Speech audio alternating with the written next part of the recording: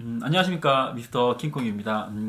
그 후지 카메라를 좋아하시는 분들 이번 2022 X 서밋 영상 재밌게 보셨나요? 저도 영상을 재밌게 봤고 사실은 이제 원래는 그 영상을 보자마자 제가 이제 그 영상에 대한 감상 평을 이제 유튜브 영상으로 찍으려고 바로 찍으려고 마음을 먹고 있었는데 이렇게 조금 늦어지게 된 이유는 그 생각보다 서밋 발표가 재미가 없었어요. 저는 개인적으로 별로 이렇게 와닿는 게 별로 없어가지고 뭐 별로 할 말도 없고 그래서 그러다가 이제 조금 시간이 지나면서 하나씩 이제 머릿속에 정리도 해보고 좀 생각을 해본 뒤에 이렇게 영상을 찍게 되었습니다. 그 제가 생각했을 때는 한마디로 요약을 하자면 발전은 있었지만 감동은 없었다. 그게 제 결론입니다. 제가 이제 드리고 싶은 말씀은 요번 엑스 서밋 그 발표 영상에 대한 감상평이지 그 거기서 소개된 그 장비에 대해서 어떻게 세세히 설명을 하거나 뭐 어떻게 평가하는 그런 이제 자리는 아닐 거고요. 그리고 이제 아시다시피 저도 전문가가 아니고 후지 장비를 이용하고 있는 한 명의 소비자이고 실제 그 유저이기 때문에 그 유저이자 소비자의 입장에서 이제 그 제가 느낀 바를 설명을 좀 하려고 합니다. 그래서 여러분들 그 친구랑 얘기하듯이 너 이번에 서밋 봤어? 넌 어땠어? 난 이랬어. 이런 느낌으로만 그냥 봐주시면 좋겠습니다. 제가 뭐 마케팅 전문가도 아니고 뭐 그 어떤 카메라 장비 기술자도 아니기 때문에 한 명의 후지 유저로서 그냥 그 참고만 해주시면 좋겠습니다. 일단 그 이제 H2S에 대해서 얘기를 해야 될 텐데 X 프로세서가 이제 드디어 5세대가 발표가 됐죠. 5세대가 발표가 되면서 계속 이제 루머로 나왔다시피 적층형 센서가 이제 이번에 적용이 됐죠. 뭐 적층형 센서를 뭐 저도 잘 알지 못하지만 어쨌든 그 이제 상을 받아들이는 이미지를 받아들이는 센서 부분하고 이제 프로세싱하는 그 부분하고 분리를 해가지고 좀 이렇게 좀 고사양의 퍼포먼스를 그 요하는 그런 장비들에게 많이 들어갔었죠. 대신에 가격이 좀 많이 비싸지고 대신에 성능은 확 올라가는 그런 센서인 걸로 저는 알고 있는데 이번엔 후지가 적층형 센서, 스택 센서를 도입을 했어요. H2S에서. 말 그대로 그렇게 하면서 이제 이번 주제가 스피드 앤 파워 이렇게 제시를 해버리죠. 와, 후지에서 스피드 앤 파워라니.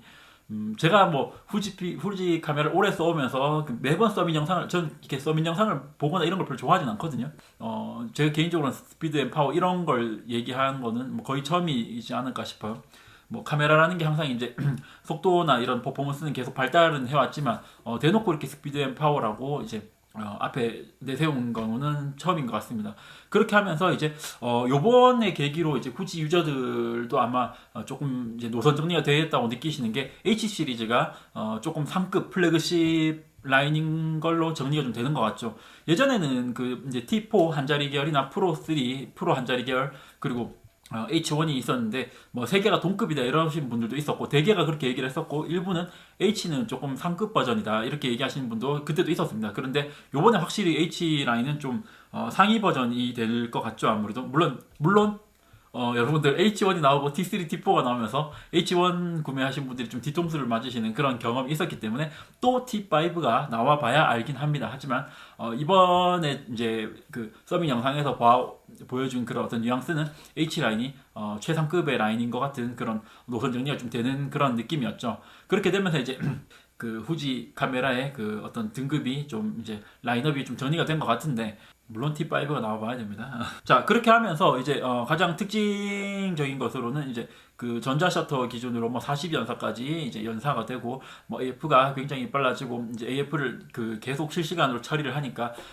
영상 사진을 저장하면서도 AF가 계속 돌아간다 뭐 이런 식으로 설명이 돼 있고 뭐 손떨방이 뭐 거의 7스타, 7스타까지 적용이 된다고 하니까 굉장히 약진의 발전이 있었던 것 같습니다. 그런데 이제 제가 왜 이거에 크게 감동을 못 느끼냐면 많은 발전을 해왔지만 사실 이 지금 나온 기술들이 새로운 것은 아니죠. 어떤 새로운 비전을 내세운다든지 혁신적인 발달은 아닙니다. 사실 예전에 소니에서 알파 1을 발표를 했을 때는 제가 그걸 보고 어떤 그 기술의 발전에 굉장히 놀라서 가슴이 뛰었었어요. 그래서 4천만 화소인가요? 5천만 화소인가요? 알파온이 5천만 화소인데 그렇게 빠른 연사가 가능하고 전자 셔터인데 막 플래시 동조가 되고 막 이런 거에서 정말 깜짝 놀랐었고 그리고 니콘의 ZFC가 발표됐을 때는 그 감성에 제가 좀 가슴이 두근거렸었고 니콘 Z7-2나 Z6-2 발표에서는 정말 실망감에 가슴이 두근두근 했었는데 이번 후지 X 서밋에서는 별 뭐 봐도 이렇게 별로 감흥이 없더라고요. 뭐 그다지 새로운 건 없었던 것 같아요. 근데 이제 제가 이제 그 요번 H2 엑스프레스 5에 대해서 들어가기 전에 그 풀프레임 라인업에 대해서 조금 얘기를 하고 넘어가야 될 것 같아요. 이제 센서 크기 얘기만 나오면 굉장히 민감해지기 때문에 다들 좀 의견이 분분하실 텐데, 저는 이제 절대적으로 센서 크기가 전부라고 말하고 싶지도 않고, 그렇다고 센서 크기가 아무짝에도 쓸모없는 무용론을 말하고 싶지도 않아요. 이제 개인의 필요에 따라서 센서 크기가 크롭이면 충분하신 분들도 있고, 어떤 조금 더 좋은 화질, 조금 더 좋은 퀄리티를 위해서 풀프레임 혹은 중형을 택하시는 분들도 있겠죠. 만약에 이제 센서 크기가 크게 의미가 없다면 후지에서 스스로 중형을 만들 이유가 없는 거니까, 저는 센서 크기마다 의미는 분명히 있다고 봅니다. 그런데 이제 그게 개인한 자기한테 필요도 없고 아무 의미도 없는데 무조건 풀프, 무조건 중형 이렇게 해서 이제 그 센서 크기를 추구하시는 거는 좀 우리가 지양을 해야 되겠죠.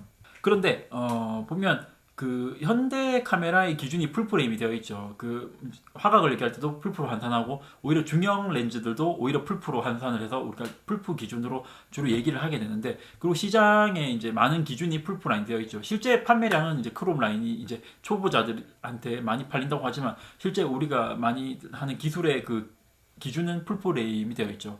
그 풀프레임이 시장에서 차지하는 입지는 제가 생각했을 때는 이런 겁니다.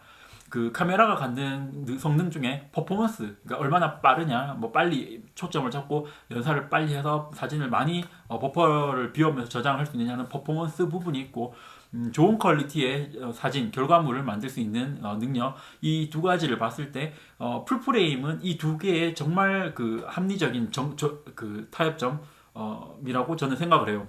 특히 알파1 같은 경우, 알파1을 필두로 해서 이제 4천만, 5천만 원 고화소인데 속도까지 빨라져 버리는 그런 괴물 같은 카메라가 나오고 있죠.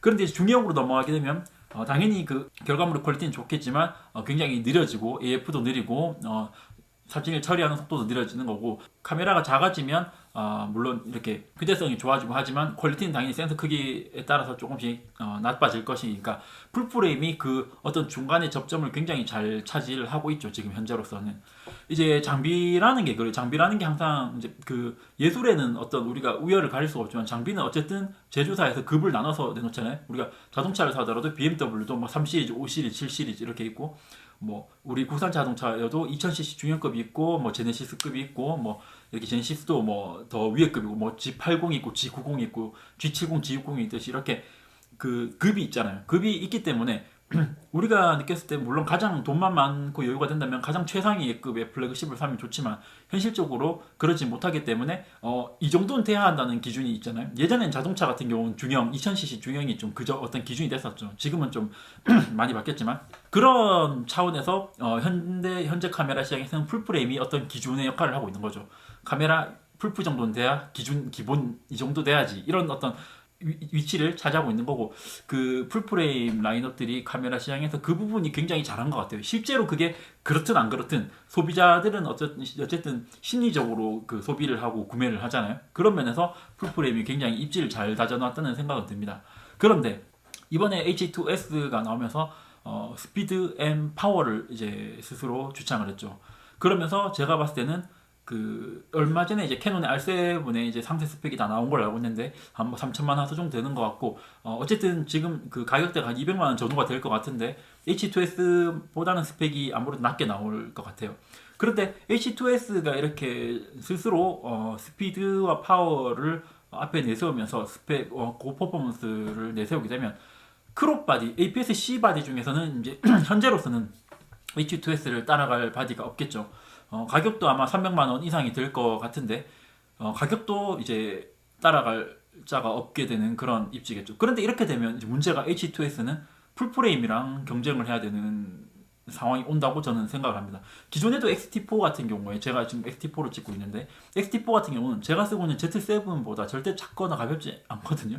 그리고 소니 알파 7C 같은 카메라도 있고, 현재 가장 잘 나간다는 알파1이나 알파9 이런 것들이 절대 뭐 T4보다 많이 크지 않습니다. 더더군다나 H2, H1은 T4보다 더 두껍고 더 크죠. 서밋 영상에서 보면 이제 APS-C가 굉장히 합리적인 타협점이라고 얘기를 하면서 휴대성이나 어떤 크기, 무게, 이점을 얘기를 하는데, 저는 이 부분은 좀 공감하기가 사실 힘듭니다. 왜냐하면 서밋 영상에서도 보면 H2S에다가 150 600 이번에 이제 소개된 150 600 렌즈를 낀 마운팅한 사진을 보면 영상을 보면 굉장히 크죠. 물론 풀프레임 기준에서 150 600이나 뭐 이런 뭐 100 400 이런 렌즈보다는 작고 물론 가늘겠지만 무슨 큰 의미가 있나요 그게? 저 같은 경우에 니콘의 70-200 렌즈를 가지고 있습니다. 70-200 렌즈는 굉장히 크죠. 그에 대응하는 후지 렌즈가 50-130인데 50-130이 물론 70-200보다 풀프레임 70-200보다 좀 작고 좀 가볍긴 하지만 그래봤자 크기가 이만한데 어차피 가방에 넣으려면 이만한 걸 넣어야 되는데 이게 무슨 크기가 가벼워서 크게 이점이 있는지 저는 잘 모르겠어요 사실. 그렇기 때문에 뭐 H2가 풀프레임 대비 크기가 작아서 좋다 이거는 저는 좀 공감하기 힘들고, 다만 후지 라인업에서 크기나 휴대성에서 이점이 있는 것은 중급기 라인이죠. H2포나 S10이나 T30, T32가 나왔죠 얼마 전에. 이쪽이 굉장히 크기나 무게에서 굉장히 합리적이죠. 왜냐하면 후지는 센서 성능을 플래그십이나 중급기나 똑같이 넣어주니까. H2에 150, 600 이만한 걸 달아놓고 크기에 이점이 있다. 저는 뭐 그렇게 그게 큰 의미가 있을지 잘 모르겠습니다. 아무튼 이렇게 되면서 풀프레임하고 경쟁을 하게 될 거라고 생각을 할 수밖에 없다고 저는 생각합니다. 이미 가격부터 풀프레임 가격이에요, 그죠? 자, 그런데 그 기존의 후지 카메라를 좋아하시는 분들을 보면 제가 봤을 때는 굉장히 이제 그 부류가 이렇게 크게 두 부류로 나뉘는 것 같아요. 입문자분들 중에 이제 보정이나 카메라 기기를 잘 모르기 때문에 조금 색감을 쉽게 낼 수 있고 카메라도 좀 예뻤으면 좋겠고 감성이 있었으면 좋겠고 이런 분들에게 후지 필름 카메라 굉장히 좋죠. 저도 이제 입문하는 분들이 저한테 카메라 뭐 살까 물어보면 후지를 굉장히 많이 권장을 합니다. 그리고 혹은 이제 내가 사진도 뭐 풀프도 써보고 중용도 써보고 뭐 이래저래 다 해봤더니 결국 뭐 센서 크기 그렇게 중요한 게 아니고 내가 원하는 바, 내가 표현하는 바에서는 APS-C면 충분하다. 그리고 나는 후지의 어떤 가치관이나 후지 필름의 색감이 좋다. 이렇게 해서 이제 여기에 정착하신 분들도 있으실 테고, 물론 이제 서브로 저처럼 이렇게 서브로 쓰시는 분들도 있겠죠. 그런데 이제 그 후지 카메라를 쓰시는 분들은 이제 보면 대부분 이제 그 크롭 기를 쓰시기 때문에 그런지 몰라도 이제 풀프레임에 대한 궁금함을 가지고 계신 분들도 있지만 뭐 그렇게 풀프레임 사진에서 그런 게 중요한 게 아니다, 뭐 화질이 중요한 게 아니다, 뭐 이런 말씀을 하시는 분들이 사실은 굉장히 많았어요. 그러면서 크롭이면 충분하다 이렇게 했었는데, 이제 뭐 남들이 만약에 오히려 풀프가 더 좋은 거 아니냐, 후지 크롭이라서 좀 약한 거 아니야 이렇게 물으면 오히려 이제 후지 사용자들이 야 사진이 그게 화질이 중요한 게 아니야, 노이즈 그게 중요한 게 아니야, 내가 뭘 표현할 건지 나의 창의력 나의 시선이 중요한 거지 그런 게 중요한 게 아니야, 센서 크기는 그건 우리나라 사람들이 너무 센서 크기에 집착하는 거야 이렇게 말씀들을 하시는 분들이 많았는데, 이제는 누가 그렇게 말을 한 게 아니라 후지 자체가 스피드 앤 파워라면서 퍼포먼스를 앞에 내세워 버렸단 말이죠. 이제 예전에 그 후지 카메라의 어떤 컨셉을 보면 뭐 일상의 추억, 일상의 뭐 소중함, 뭐 여러분들 여행의 추억 이런 거를 이제 필두로 내세웠단 말이죠. 그러면서 이제 조금 화질이 뭉개지는 것도 뭐 몽환적인 기억이라고 막 포장을 하고, X100 시리즈가 접사해서 이렇게 좀 흐려지는 것도 뭐 이렇게 몽환적인 감성이다 이런 식으로 이제 얘기를 했었는데, 이제는 그런 얘기를 할 수가 없게 돼 버렸죠. 스스로 이제 스피드 앤 파워라고 앞에 얘기를 해버렸으니까. 뭐 나쁘게 말하면 이제는 말을 바꿨다고 할 수도 있고, 말을 바꿨다고 할 필요는 없겠죠. 왜냐하면 이제 시대가 지나면서 상황이 바뀌었으니까, 그 후지라는 제조사의 어떤 전략이 바뀌었을 수도 있으니까 그걸 뭐 나쁘게 볼 수는 없습니다. 하여튼 어쨌든 이제는 상황이 이렇게 됐다는 거죠. 스스로 스피드 앤 파워를 앞에 내세웠기 때문에. 자, 그러면 저는 사실은 그런 생각이 듭니다. 굳이 이렇게 H2S만큼 그런 굉장히 고퍼포먼스의 빠른 AF와 빠른 스피드 그리고 빠른 전사가 필요하신 분들이 후지를 쓸 이유가 있을까? 좀 객관적으로 솔직히 그런 생각이, 객관적이라는 거는 아니겠죠. 제 생각에는 그런 생각이 들어요. 나중에 이제 그 서밋 말미에 H2R을 예고를 했었는데 4천만 화소, 그 이거는 스택 센스가 아니고 이제 그냥 4천만 화소 고화소로 나올 텐데 아마 제 생각에는 8K 영상을 지원하지 않을까 싶어요. 그리고 이제 4천만 화소는 고화소를 지원할 텐데, 자 그럼 본격적으로 4천만 화소까지 또 고화소의 이점을 노린다든지 혹은 8K라는 어떤 정말 다루기 힘든 그런 영상 스펙을 제공하면서 그게 필요하신 분들이 굳이 후지를 쓸 필요가 있을까, 이런 사실은 생각은 듭니다. 제 입장에서는. 그 제가 썸밋에서 이제 스피드 앤 파워 이거에 크게 이제 감흥을 얻지 못하고 했던 이유는 이런 부분이 있어요. 여러분들이 이제 만약에 그 차를 타신다면 뭐 제가 예를 들어서 이제 그 기아 자동차의 니로 하이브리드를 굉장히 뭐 잘 타고 있었다고 칩시다. 물론 그 차는 아니지만 이제 굉장히 연비가 좋고 합리적인 그런 실용적인 차죠. 물론 최근에 가격이 막 올라가면서 좀 사람들이 좀 그거에 대해서 이제 불만을 갖고 있지만 그래서 굉장히 니로를 연비도 좋고 너무 잘 타고 있었는데 다음 니로 2가 니로 다음 버전이 나온다고 해서 굉장히 기다리고 있었어요. 그러면서 저는 뭘 기대했냐면 연비가 더 좋아지면 좋겠다. 혹은 디자인이 더 예뻐졌으면 좋겠다. 차가 좀 작은 편이지만 실내 공간이 좀 더 잘 나왔으면 좋겠다. 이런 기대를 하고 있었는데 갑자기 기아 자동차에서 다음 니로를 소개하면서 250마력, 뭐 최고 시속 뭐 300km 이렇게 소개를 했단 말이죠. 그러면 이제 그 니로를 기다리는 사람 입장에서는 뭐지 이게? 갑자기 무슨 뭐 300km 이런 게 왜 나오지? 이렇게 생각을 할 수 있겠죠. 만약에 제가 막 300마력에 막 뭐 마력이 300마력에 최고 시속이 막 200km, 300km 이럴 것 같았으면 니로를 안 탔겠죠. 저 같으면. 그럴 것 같으면 뭐 우리나라 차로 치자면 뭐 스팅어나 뭐 G70이나 이런 거 뭐 벨로스터 N이나 뭐 이런 퍼포먼스 차를 탔겠지 니로를 타진 않았겠죠. 그러니까 후지를 지금까지 제가 써오면서는 그런 어떤 스피드와 파워를 그렇게 뭐 저는 기대하거나 그걸 바라고 썼던 건 사실 아니었어요. 그럴 거였으면 저는 다른 풀프레임 바디를 썼을 것 같습니다. 그런데 이게 이제 그 기아 자동차가 니로 만드는 게 아니기 때문에 후지 필름 카메라도 카메라 종류가 많기 때문에 이 회사 제조사 전체적인 차원에서 봤을 때는 이게 나쁘다고 볼 수만은 없긴 해요. 왜냐하면 기술을 계속 발전을 시켜야 되고 당연한 거죠. 계속 어떤 업그레이드가 돼야 되는 게 맞기 때문에 어떤 그 자동차 같은 경우도 정말 기술이 좋아져야지 다음 세대가 더 발전을 하는 거잖아요. 그 카메라 같은 경우도 대부분 그렇죠. 알파1이 나오면서 신기술을 선도를 하고 그 하급 카메라에다가 또 기술을 심어주면서 이제 전체적으로 발전을 하기 때문에 후지 필름 제조사의 이런 어떤 변화 이런 앞으로의 기조에 그렇게 뭐 이게 나쁘다 잘못됐다 말할 수는 없는 것 같아요. 다만 이제 저는 조금 이걸 보고 우려가 되는 부분은 이게 있는 거죠. 이 이번에 나온 H2S와 다음에 나올 H2R의 어떤 그 고성능을 하급 바디에 넣으면서 가격을 상승시키면 어떡하나 이런 걱정이 조금 됩니다. 사실은 저 개인적인 바람으로는 아무리 H2S와 H2R이 고성능 고퍼포먼스로 나오고 가격이 올라가더라도 제발 그 기존의 중급기 T4 프로스까지는 바라지도 않아요.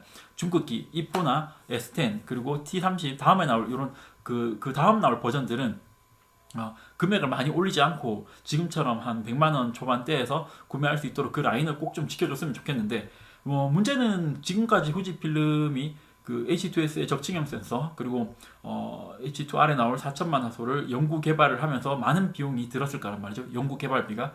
모든 제조사는 이 연구 개발비를 결국은 어떻게든 뽑아내야 됩니다.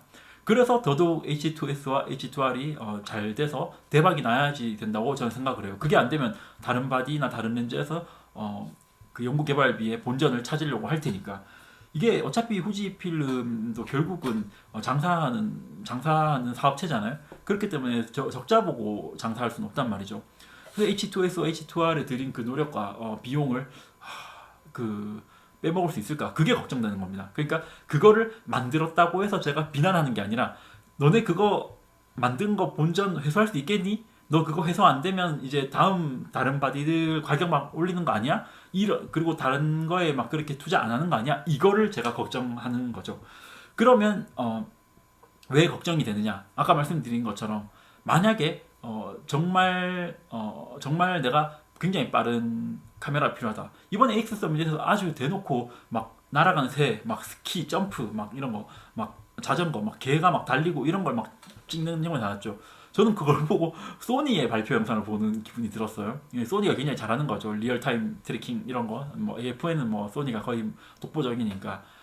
그래서 그걸 보면서 소니 영상인가 싶었는데 만약에 제가 정말 그렇게 빠른 퍼포먼스가 필요하다면 저라면 알파9을 쓸 것 같습니다. 그랬을 것 같으면.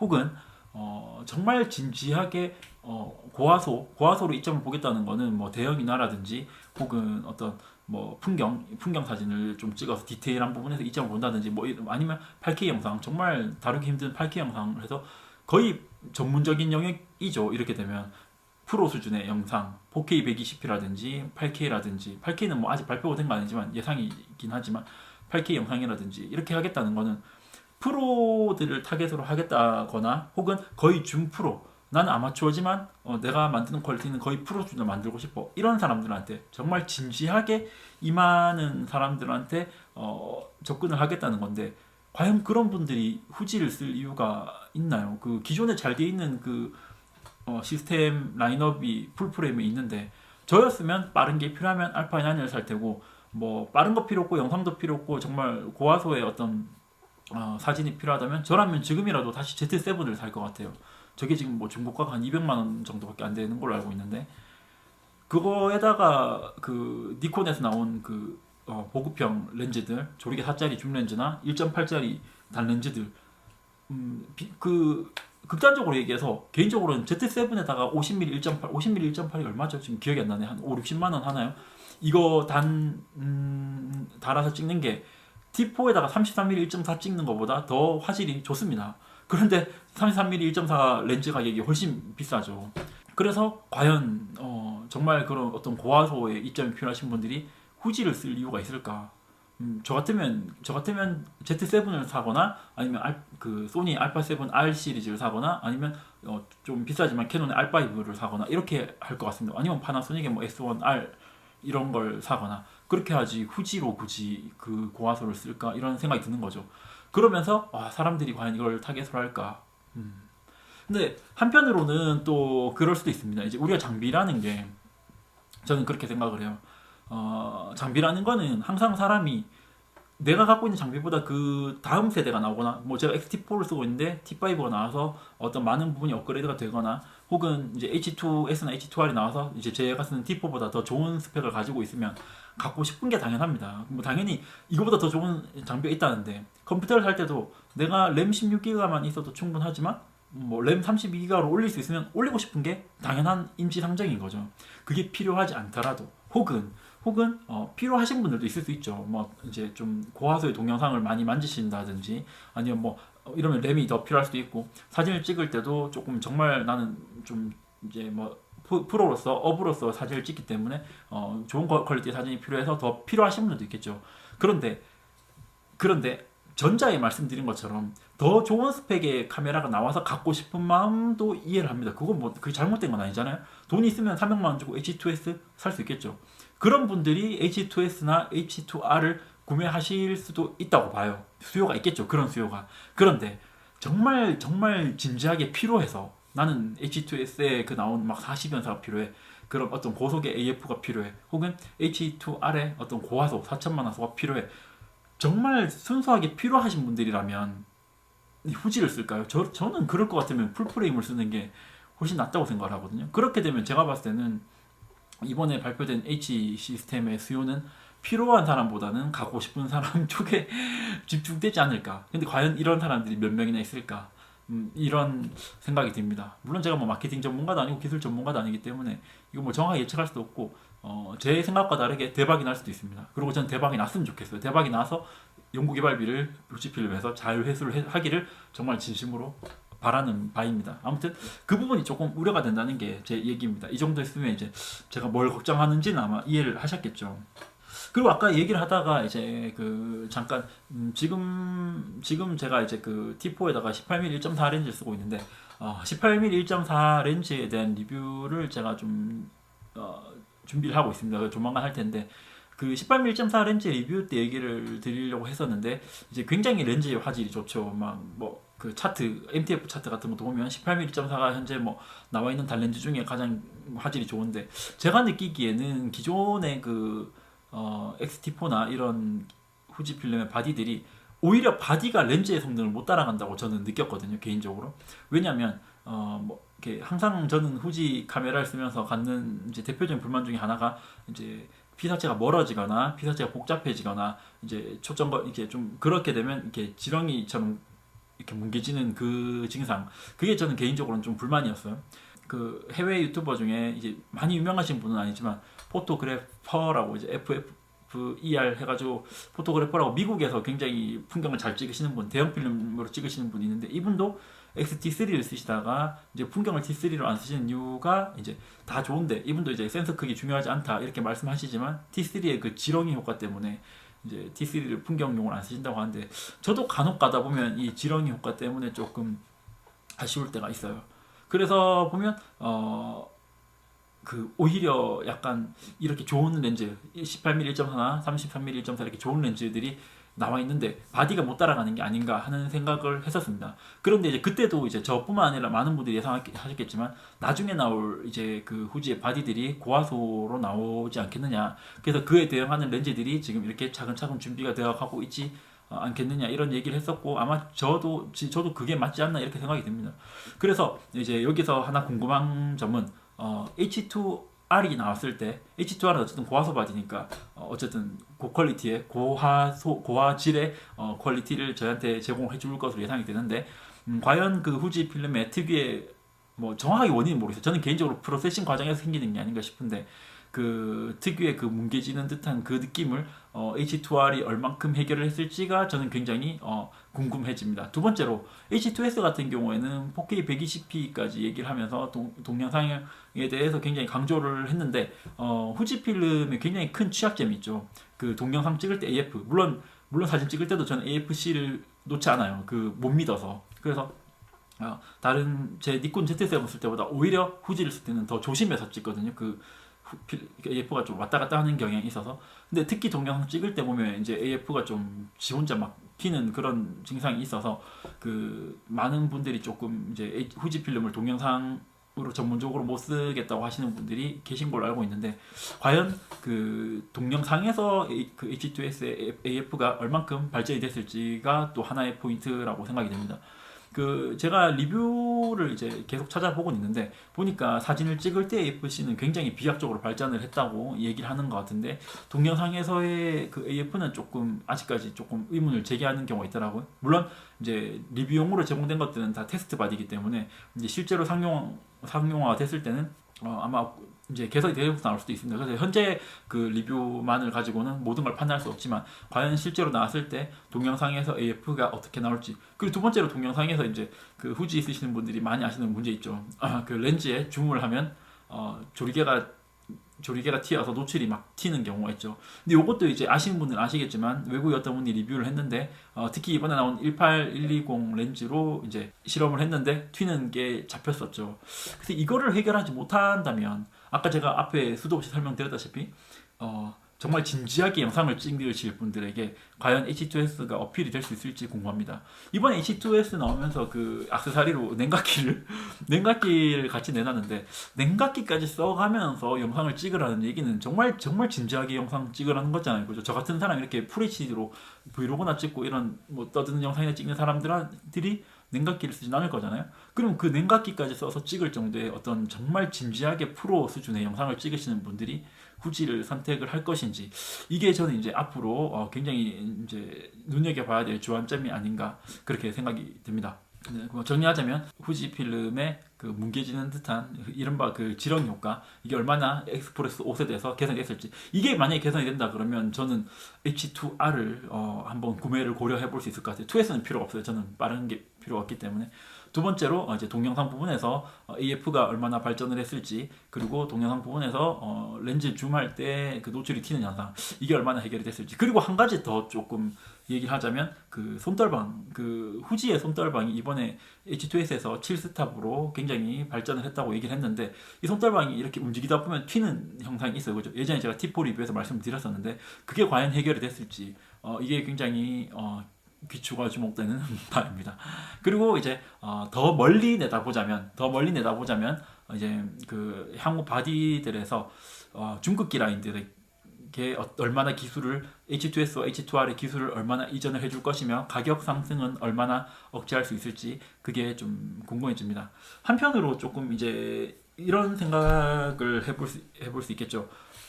어차피 H 라인이 굉장히 그 고가로 이제 올라간 만큼 이럴 것 같으면 H 라인은 정말 고스펙으로 이렇게 계속 가고 T4 같은 경우는 좀 지금처럼 물론 다음에 아마 가격이 또 올라가겠죠.